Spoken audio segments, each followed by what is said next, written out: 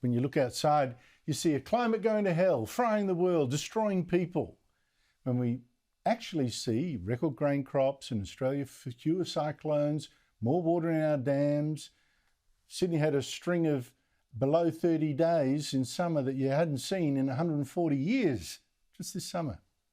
And the second thing I don't get about these extremes is if you do think it's a climate catastrophe, then why don't you demand nuclear power for Australia? It produces no global warming emissions, is a proven technology, and unlike solar and wind, gives you power around the clock, including when there's no sun and wind. Now, Microsoft tycoon Bill Gates is now a climate activist and a huge investor in nuclear power, dropped in our Prime Minister, Anthony Albanese, on the weekend. And I sure hope he convinced Albanese to drop his unscientific opposition to nuclear power. So, is the scare exaggerated? And if it's not, are anti-nuclear activists blind to the solutions? Joining me is one of the world's most famous climate scientists, Judith Curry, Professor Emerita at the Georgia Institute of Technology. She's just written a new book on just this thing, climate uncertainty and risk.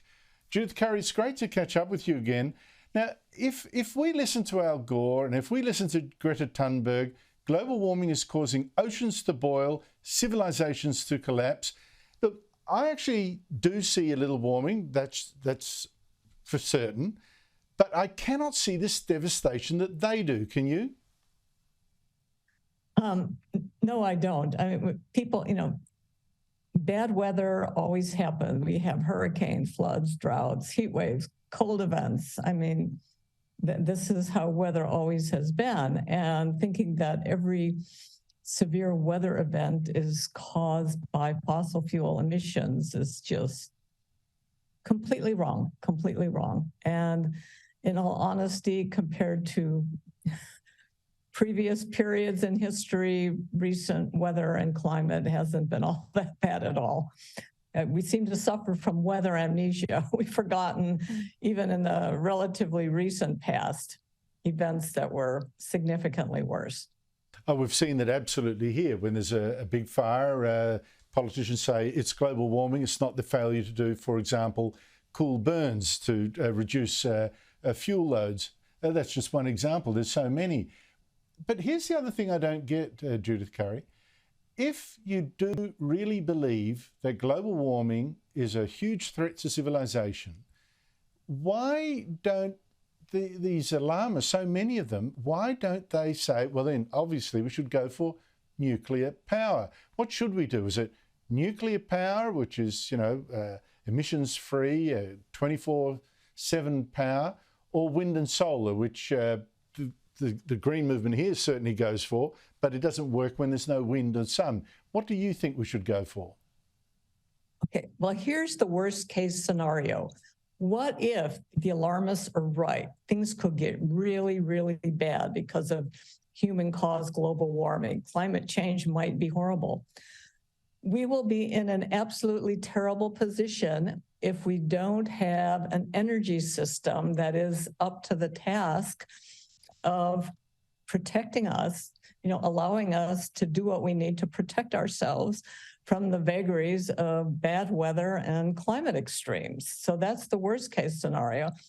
I don't see, if you look ahead to 2200, I mean, there's no way that I see the land surface of the Earth covered in wind turbines and solar panels. We have growing populations. We need more energy, not less. Electricity is the lifeblood of our innovation and our human development and advancement. Trying to restrict electricity or give us something that is more expensive, less reliable, it's like putting a tourniquet around our neck. It's just going to choke off human progress. So, to me, nuclear is the obvious solution. I understand it's not very popular in Australia, but, the generation 4 nuclear power plants, which are under development, some really exciting innovations. I mean, even now, nuclear power is extremely safe, but it would even be more safe with these more advanced technologies. And it can plug and play right into the existing transmission systems. The issue is the urgency. It's so urgent that we do something. So we have to do what's quick and easy, and what's quick and easy is wind and solar.